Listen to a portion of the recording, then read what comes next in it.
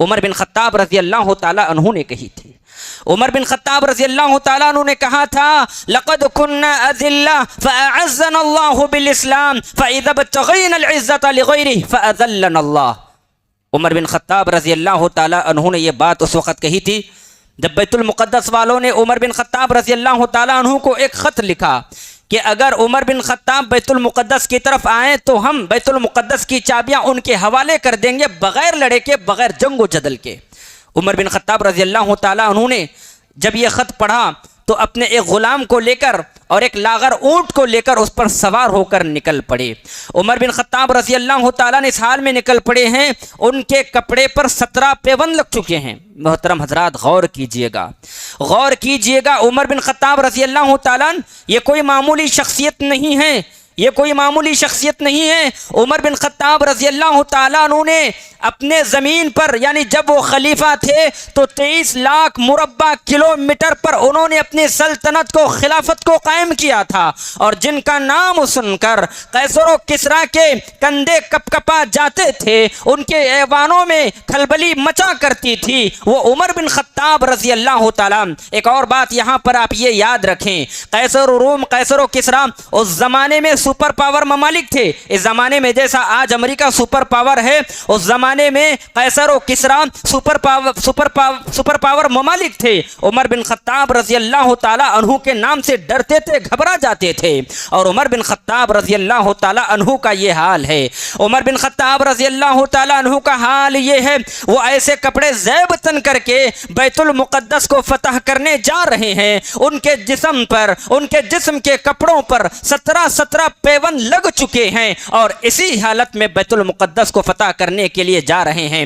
جب بیت المقدس کی سرحد کو عبور کرنے کا وقت آیا تو بیٹھنے کی باری غلام کی آئی۔ غلام نے کہا اے امیر المومنین، میں اگر اونٹ پر بیٹھ جاؤں اور بیت المقدس کی سرحد کو آپ عبور کر رہے ہیں، آپ کے ہاتھ میں اونٹ کی نکیل ہے، رسی ہے، تو لوگ خدا نخواستہ یہ نہ سمجھ بیٹھیں کہ میں امیر المومنین ہوں اور آپ میرے غلام ہیں۔ میں چاہتا ہوں گرچہ کہ باری بیٹھنے کی میری ہے، آپ اونٹ پر بیٹھ جائیں، میں نکیل تھاموں گا۔ لیکن عمر بن خطاب رضی اللہ تعالی عنہ پر قربان جائیے، آپ کے عدل و انصاف پر قربان جائیے۔ آپ نے کہا اسلام عدل و انصاف کا حکم دیتا ہے، تم اونٹ پر بیٹھ جاؤ، دنیا دیکھے گی کہ عمر بن خطاب اونٹ کی نکیل تھام کر بیت المقدس کی سرحد کو عبور کر رہا تھا۔ جب بیت المقدس کی سرحد کو عمر بن خطاب رضی اللہ تعالیٰ عبور کر بیٹھے تو بیت المقدس کے لوگوں کو پتا تھا کہ آج کے دن فلاں دن عمر بن خطاب بیت المقدس کو فتح کرنے کے لیے آ رہے ہیں۔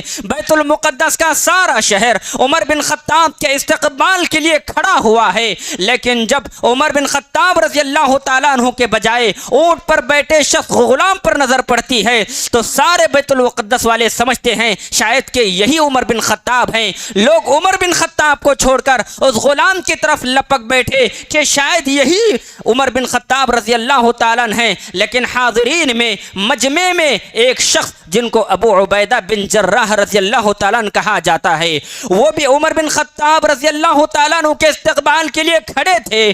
لیکن جب عمر بن خطاب اندر آئے تو ابو عبیدہ بن جراح رضی اللہ تعالیٰ عنہ کو یہ بات ناگوار گزری کہ عمر بن خطاب آئے ہیں تو اونٹ کی نکیل تھامے ہوئے آئے ہیں۔ عمر بن خطاب بیت المقدس کی سرحد کو عبور کیے تو ان کے جسم پر 17 پیوند لگ چکے ہیں۔ یہ کیسی حالت میں عمر بن خطاب رضی اللہ تعالیٰ بیت المقدس کی فتح کرنے کے لیے آئے ہیں، ان کو یہ بات ناگوار گزری۔ وہ امیر المومنین عمر بن خطاب رضی اللہ تعالیٰ عنہ کے پاس گئے اور ان کے کان میں کہنے لگے اے امیر المومنین عمر بن خطاب رضی اللہ تعالیٰ، کیا ہی بہتر تھا کہ اگر آپ اچھی سی پوشاک، اچھا سا لباس زیب تن کر کے آتے تاکہ عیسائیوں کے دلوں میں، غیر مسلموں کے دلوں میں آپ کا رعب، آپ کا دبدبا، آپ کا خوف، آپ کی دہشت، آپ کی سطوت بیٹھ جاتی، وہ آپ سے ڈر جاتے۔ عمر بن خطاب رضی اللہ تعالیٰ جیسے ہی اس بات کو سماعت کیا تو وہ غصے سے بھڑک اٹھے اور کہنے لگے اے ابو عبیدہ بن جراح، آپ نے یہ بات کہی ہے، اگر آپ کے علاوہ یہ بات کوئی کہہ دیتا تو خدا کی قسم میں اس کو ایسی سزا دیتا وہ دنیا کے لیے نشان عبرت بن جاتا۔